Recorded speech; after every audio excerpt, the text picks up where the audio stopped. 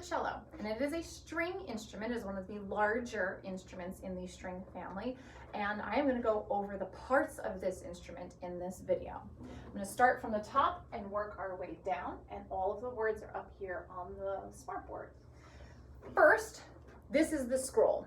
This little piece wraps around just like a king's scroll, so that might be easier to remember if you can remember it looks like a scroll.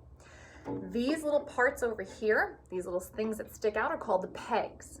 These pegs are attached to the peg box, where each string is literally attached to one of these pegs. And as you turn the peg up or down, the string will get tighter or looser and will change its pitch.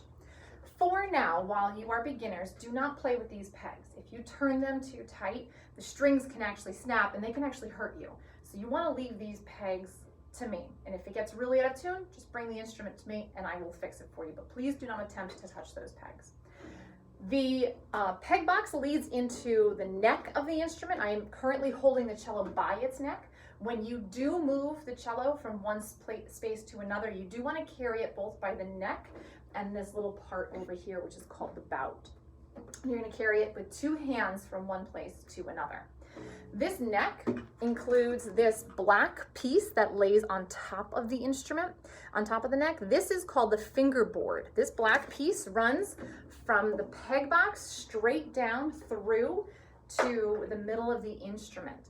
This is called the fingerboard, and it might be easy to remember that it's the board where you put your fingers, so that's why we call it the fingerboard.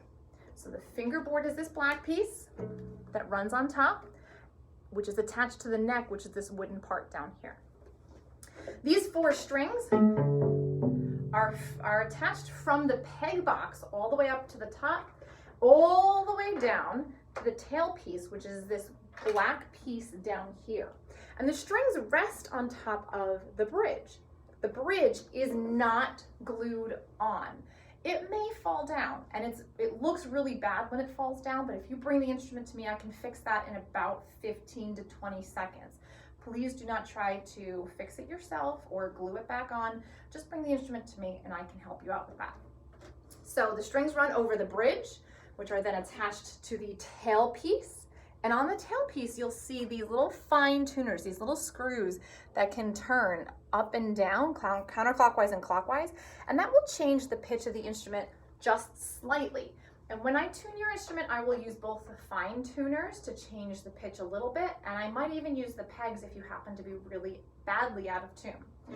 This tailpiece wraps around to this bottom part down here, which is called the end pin. And the end pin is what you use to play so that the cello becomes a little bit larger and taller for you, so it's more comfortable for you to actually play and sit with the instrument. So we'll talk about how to take that end pin out in a different video, but this little piece is called the end pin. Anytime that you are done playing, you're going to put that end pin back in, just to make sure that nobody accidentally trips over the end pin and hurts themselves or hurts the cello. And then finally, these little openings here in the middle of the cello look like cursive Fs or fancy Fs, like the letter F. These are called F holes. And these are really important to the instrument because that's where the sound comes out of. If we don't have these F holes, or if they get covered up, the instrument doesn't make any sound. Think of like an electric guitar. An electric guitar doesn't have any holes where the sound comes out of because an electric guitar gets plugged into an amplifier or amp. And if you don't have the instrument plugged into an amplifier, the instrument makes a really quiet sound. Any instrument that relies on this body to make sound, this becomes like an echo chamber and the sound comes out of these F holes. Violins, violas, cellos, basses, acoustic guitars all have F holes where the sound can escape. So to review, we've got the scroll up top, the pegs, the peg box, the neck, which includes this wooden part, as well as the fingerboard, which runs from the top of the instrument down to the middle of the instrument. Your strings, which run all the way from the peg box all the way down to the tailpiece. The strings lay on top of the bridge, which is not glued on. On your tailpiece, you have your fine tuners. The tailpiece is connected to the end pin, and the sound comes out of the F holes. That's it.